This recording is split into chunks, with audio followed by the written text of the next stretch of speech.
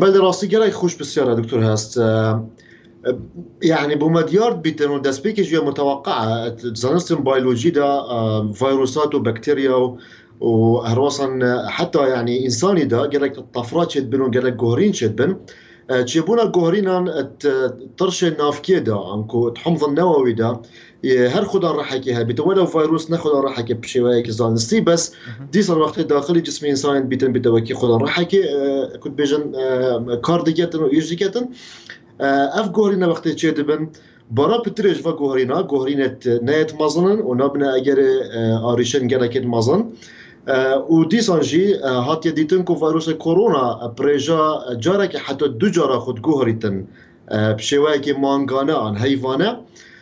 لديار بويا انجلترا المقاطعة كنت تايبتي الهشتي هاي فدوانزا بهات يديتن ودوزين كو فيروس كورونا هجده جوهريم خوفاديتنا همان كادات همان دندا واحتمالا كمازونا هاي اف جوهرينا هميت يك كز دا چه ببن كوفي كسي احتمالا انداموية برگيرية لاواز بيتن كوبوية اگر هندكو فيروس الدفمينتن بو مواكي درشتر و چندین جوهرینا بخواد بینیدن. افشانده بیت جای مدرسه چون که اگر ویجاری جی نه کوچک بیتن احتمال پاشروج دا هندک سترینو هندک اکو بیشن تاین نین ویروس در بکن کو کوچک تر بنو مدرسه دار تر بن اشتاین دین کن. لولا زانستن ویرولوژی دا و زانستن پاتازانی دا چبونا وان جوهرینان یا متوقعه لدیسانجی جای مدرسه چون که بیت اگر هندک و هندک جرا هندك طاين كوجكتر درب كيفن وهندك جراجي هالوصان أفطاين درد كيفن قالك كنت بيجن استجابانينا بو جراسريين ما وبيتنجي بتأجر هندك وهندك جرا فاكسين جسر شغل نكن. بله دكتور جان أجر ما مثلا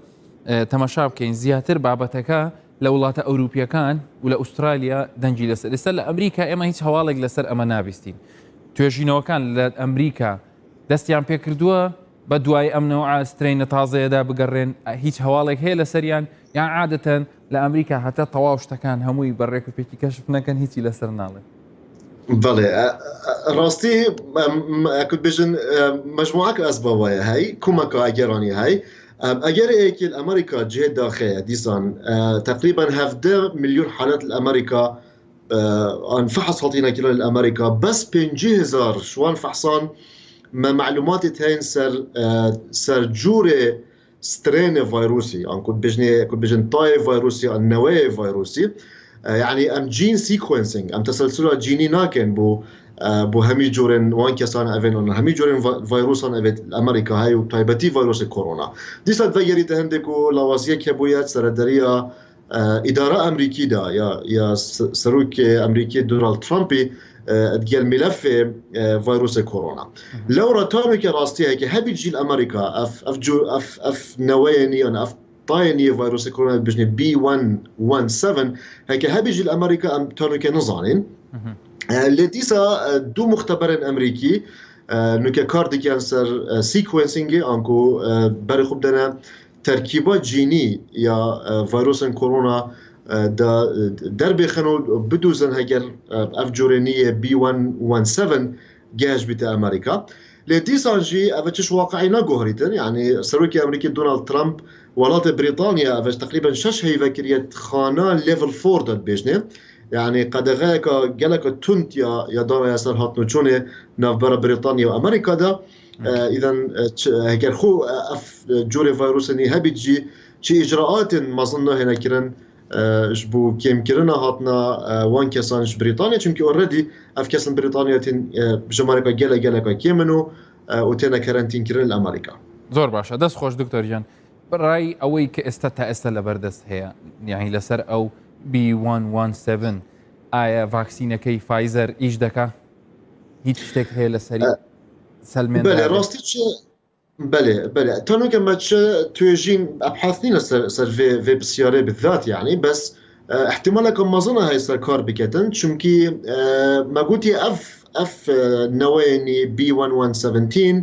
هفدا جوهرين خوفاديتنا وهشتش وجوهرنا سبايك بروتين دنا او بروتين وكي ستريانا من رخن فيروس كورونا ل جالك جوهرين ما ظن نكرينا ترکیبا سپایک پروتین دا و پروتینی دا کل بیت تارگت واکسین مدرنا و واکسین فایزر لو را احتمال کم مزنا هایدی واکسین فایزر و مدرنا سر B1117 ان B117 جی کار کن و ایش کن و هاگر خو کار جینا کم شویه که تمام اف جور نین واکسینان بجنه mRNA واکسین اف هندک جوره که جورت نین واکسینان کو امشیم شویه که بصلاحی تر چه بکین و دينا كاري دينا إيشي جبال هندجي يعني نابينا مشكلة كمازن هبيتن كو اف شركة فاكسينات خوب جوهرن دا بشن سردرية ديال سترينية فيروس كورونا بكن أو إجراءاتي استادا كريت لبيني ولاتان يعني بيدوايا حقي خوي داتا أو أيان رجاج تواو بقري لم فيرجن نوية يعني لم فاريانت نوية یان ئەخیرەن هەرچێکیش بکەی ئەو بەشێکی خۆی هەر بڵاو دەبێتەوە وەکو تۆ ئینشاڵڵا خاتری گرتوین ڤاکسینەکە هەر ئیش دەکات لەسەری. بەڵێ ڕاستی یعنی ئەس نابینم ئەف ڕێنمایان قەدەغێ دێ کارتێکردنەکە مەزنکەن سەر کێمکردنە بەڵاوبوونە ئەف نەوەیە ڤایرۆسی کۆڕۆنا.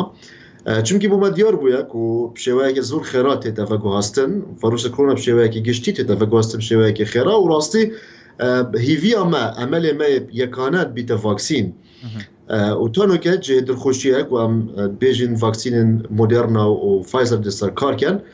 نسبەتی کوردستانەژی مەثەلەن قەدەغێ هەڵتۆچوونە هاتینە پەسەندکردن و چەسپاندن چەند وڵاتەکان بۆ کوردستانی و بۆ عێراقێ لێ دیسان یعنی ئەف چەندە احتیمالە بوو چەند هەفتیەکە یا گرنگ بیتن لێ دێ هەند گرنگ بیتن هەندی ڤایرۆس داخلی کوردستانی نەبووی وانە بەسەکە ڤایرۆس داخلی کوردستانی بوو ئێدی تۆ ڕێکی بگیری شوان کەسان ئەڤێن بریتانیا بێن ئەن ئەف کەسن هۆڵەندا بێن تو کەرەنتینکەن ئوسترالیا بێن تو کەرەنتینکە چش واقعی نەگۆڕیتە بشێوەیەکی پراکتیکی و لۆژیکی و دیف پێزانینە من کوردستانی ئەم جورن ڤایرۆسان شێوەیەکی جینی ناتەحلیلکەن ئەم شێوە ناکەن و ئەم شی ناکەن ji ber هەند ئەس نابینم یعنی کارتێکردنەکە مەزن هەبیتن ئایندەیدا کارتێکردنە مەزن دێ هەر ئەو بیتن ku بزیترین دەم ڤاکسین بەردەست بیتن و بێتە دابەشکردن و بەڵاوکردن سەر هاوڵاتیان هەرێمە کوردستانی و تاقەن جیهانی هەمیە زۆر باشە چونکە لە وڵاتێکی وەکو بەریتانیا بڵین کەسانی بەرپرس لەوێ لۆمەی ئەویان دەکردیان گو کاکە ئێمە لەبەر ئەوەی خەڵکەکەمان مرتاح کردووە بە ئارەزوی خۆیان دێن و دەڕۆن هۆکارەکەی زیاتر لەبەر ئەمەیە کە زیاتر بڵاو بێتەوە وئیلا ئەوان مەترسیەکی وایان پیشان نەداوە دکتۆر جەگەر لەسەر ئەوەی کە بڵێن ئەم ڤاریێنتە تازەیە زۆر خەتەرترە پێدوانیە زۆر بە تایبەتی کە لە باشووری بەریتانیا ئەگەر کە ئەوە پۆپیلۆیشن و دانیشتوانی ئەو مەنتیقێ زۆر زیاترە بالضبط وصايا ام دو خلاص السيرفيس ترينين وزانين دو خلاص ام نزانين راسي خلاص ام نزانين كو نزيكي هفدا ميوتيشن جوهرينا ان بازدانا بخوفاديتينا ابا خلاص دوي بمديار بيتن كو اكي اف فيروس من تدنا في مجتمع بشري لنا في كومالجيا مروفان دو شبكه بلاف بيتن دي بتر جورين تلا تشبنو بيتن مستقبلي دا كوجاكتر بنو امالي مهر بيتا فاكسين دو خالد حتى لو كان درستاي نزانين يا ايكي خيرايه فاغوستنيا قالك مؤشرات تبيجن كو حفتي صدي خيراتنا بو فاغوستنيا اللي ما داتانينا وراستي فاغوستنا فيروسي نهمي غافا اعتماد وسر هاوكارن انكو عوامل بيولوجينا هند جرا عوامل بيهيفيرال انكو يترفتار مروفان جي كارتيكلنا دي لكن بريتشان مانجاكا نوايك دركت بو اسبانيا وقالك زناي قلت لك خيراتر تتفقو هاستش مروفكي بمروفكي لديار بو يكو افغورينا تشي بو فيروسي دا نبو اجر خيراي ان لزاتي افغو هاستنا فيروسي ل اجر لزاتي افغو هاستنا فيروسي كومبونا خلقي بون الجين قشتي ونبيجريون بو يا بريماين خوبراستني لورا اكيد قالك عوامل الديتين عم تونو كنظانين دور فيروسي ايك شوان خيرايه فغواستنيا ابسط الصد نظانين يا دويجي ابسط الصد نظانين كاف نويني كوجاكترا ان اش نوين كيفن ان اف طاين كيفن يد فيروس كورونا ديسا ام بتر بيد في وقت كي دريشترين وبتر داتاينا كو ام بشين فان بيزانينا بس خوفا بينين زور باش اما لتا كوفيد 19 و بەرنامەکە ئێمە بەردەوام بێەوە بە ئاسانی واز لێ نایانی زوو یەخەت دەگرین و میوانداری دەکەین لە بەرنامەکە بەڵام من حەزم لێیە لەسەر ئەوەندە زانیاریی کە هەیە لەسەر ئەم ڤاریانتە نوێیان بڵین B117 با بینە سەر وەکو دوابەشی بەرنامەکە لەسەر بڵین تەجروبەی خۆت لەگەڵ ڤاکسینی کۆرۆنا من زانیاریم هەیە کە ڤاکسینەکە دووەرگرتووە حەزم لێ تەجروبەی خۆتمان لە بۆ باس بکەی و پێشمان بڵێ هیچ کۆمپانیایەکە یعنی زیاتر کامیان بوو کە ئەوەی بڵین ڤاکسینی کام کۆمپانیایە بوەردگرت و ئەگەر شتێکی ئیزافەش دەبێت لەسەر ڤاکسینەکە بە شکل ئام بینەرانی کۆڤید-19 گوێیان لەبێت. بله من واکسین وەرگرتیە ڕۆژە هەفتەی دیسەمبەرە یعنی ئەو قورچەیەکی بوو جرعایەکی بوو یا ڤاکسینی و دێ جرعا دوێ هەفتێ هەیڤۆئەیەکی 2021 وەرگرم بوو تقریبا چەند ساعتەکە بچێکی لەش ئێشانێکی دەفم پەیدا بوو ئەن ماسوولکردنی بچێکی ئێشانەکە بین عەضەڵات من ئێشان بەس چ مشکلت مازن چێ نەبوون و ئەس بالعکس يعني از داخواست كم خلكمي ور بگیریدن چونکی اشکی ما گوتی ڕێگەمەیە وحید ئەوە کو ئەم پرێکا ڤاکسینی پۆستەی ڤاکسینی بۆ بایەن وکە کۆنترۆل بکەن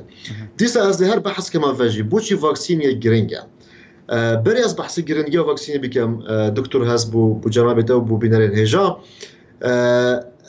هەر پەتایەک هەبیتن چ پەتایەکە ڤایرۆسی بیتن ئان پەتایەکە بەکتێری بیتن ئان چ حتا دیماهەیە حتى بشين كنترول بكن ام محتاجين بقى هنا قناغه كت بجنا قناغه برجريه كومي يعني كومالي عن هيرد اميونيتي برجريه كومالي بدريكات تحقيق كرن ريكا ايكي بريكا بجن فاغوستنا سروشتيه وفاغرتنا سروشتيه فيروسيه وريكا دوي ريكا دسكرده او جي بريكا فاكسينيا ريكا ايكي ديار بوكو فشل انايا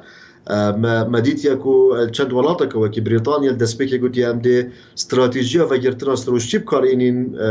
بۆ وەرگرتنا بەرگریە کۆمێ و بووی ئەگەرێ سەدەهان هزار کەسان کو گیانی خۆش دەستدای و دیسان ئەف وڵاتە جارێکە دیزڤینە گرتنا ژیانێ و قەدەغەکردنە هاتنە چوونێ و حتا دیمایە هەروەسانشی گەلێک ڤایرۆسێت هەین بريكا فاجرتنا سروشتي ناجهنا مرحلة حفتة صديق وبرجريا كومي حفتة صديق محتاجين بكورونا وحفتة صديق خلكي توشي فيروسي ببنو و نمرن وبرجري بوتشي بيتن حتى ام جهنا قناغه برجريا كومي وامشين في بتاي كنترول بكان وكي مثلا فيروسك هبوت قلنا جدري بعربي ان سمول بوكس بانجليزي ان خوريك بكردي كنت اگر چندین يعني بتايان جهاني بو هزارها سالان بو چندین چرخان الاوروبا والروشنات نافين وچندین جهان جهاني بو اگر دزدنا بصدهان هزار احتمال مليونها كسان بو جاني وانو هروصن چند کس تشوه بونو مضاعفات بو چه بونش اگر في فيروسي لتجاران بريكات سروشتي نگهشته قناغا برگريا كومي وكنترول كرنه حتى فاكسينك دركات الچرخه بيسته وصار الحفتي عن چرخه بيسته دا ريك خلاوة تندرسية جهاني اعلان كر كو اف فيروسها طبن بركرن اذن بريكا فاكسيني بتنه تحسب كانوا كالامريكا يعني احتمال ما بتر حالات تنج جهاني همية كان برواد بكين لهمي دراسات بيجن تنه ده حتى بيست الصديش خلكي امريكا اكن جين امريكا برجريها يا دجي فيروس كورونا يعني حتى امد جاينا حفتة صدي دي مليونها كسان جاني خوش دستر هر وصان جي خلقا دي جالا جرنج مناعة انكو برجري دجي فيروس كورونا سي حتى نهيفت كيشيتن هكا ام حساب بكين كو ام محتاج حفتة صدي ناش خلكي كو توشي فيروس كورونا ببن حتى برجري بو تشبه بيتن معناه حفتة صدش اكن جيهاني هر نهيفان فيا بيتن توشي فيروس كورونا حتى ام جاهنا قناغة برجريا يا كومالي لو راستي ريكا ما يكانا يعني املي ما يوحيد بيجن فاكسينات چونكي فاكسين امشي بريكا فاكسيني مليونها كسان لهمان دمدا ام فاكسين بدن زيانة جلك كمترن زيانة فجرتنا سروشتيا فيروسي جلك خل بيجن با احتمال كاريجر نبيتن احتمال وقت بيجن نطوبين صدي كاريجر احتمال وصل نبيتن مبالغات دال بتأكيرن احتمال نطوبين صدي كاريجر احتمال 5 صدي كاريجر احتمال 7 صدي كاريجر بيتن بس دي صار متشركي دينينا يعني انكم مقارنه كان ان برورده كان نوبرا فاكسيني ديال چرسريه كدستنشان كري دا نخي اما بروردت كان نوبرا فاكسيني دا ديال فيروسي دا قال فيروس كورونا دا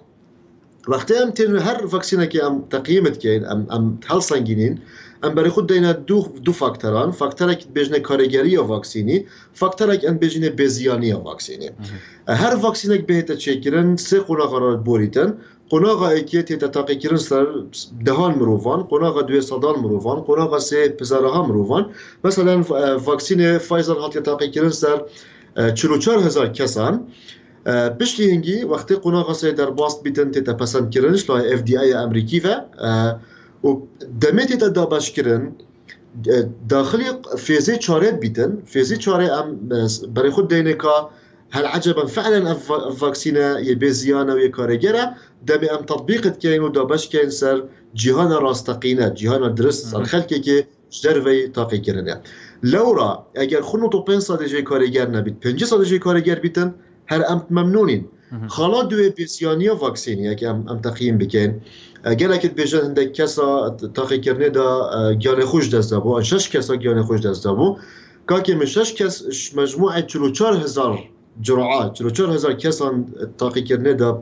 بجدار ببون گیان خوش دست دایا 4 وان کسان اصلا واکسین نورگر پلاسیبو ورگر بی یعنی وقتی هم واکسین دین تاقید کن ام دین دو جوره چونکه دکتر جگر ببوره پید دبرم چونکه کاتب زور کما بالضبط يعني دو جوره كان واکسین حقیقیه بس اوی تریشیان لانه بس اوی کی او به مغذی به با آهای پی بله بس من حزم لی یکشد بلم او اما زودتر اقام لی بو کدو واکسینه کد ورگرتو بس دکتر هردی وتی با تأخیر کین او سروکی برازیل دلی او کسانی که واکسینه که وردگرن شکلیان دگوری آنها الحمدلله تو سلامتی ان شاء الله استفادهش لیکردو پیروزی شد هشت ام نبینه تیمساح هشت ام دکتر جگر جاسم زور سپاس دکین لکولورادو لگل ما نبوین ان شاء الله لبرنامه کانی تر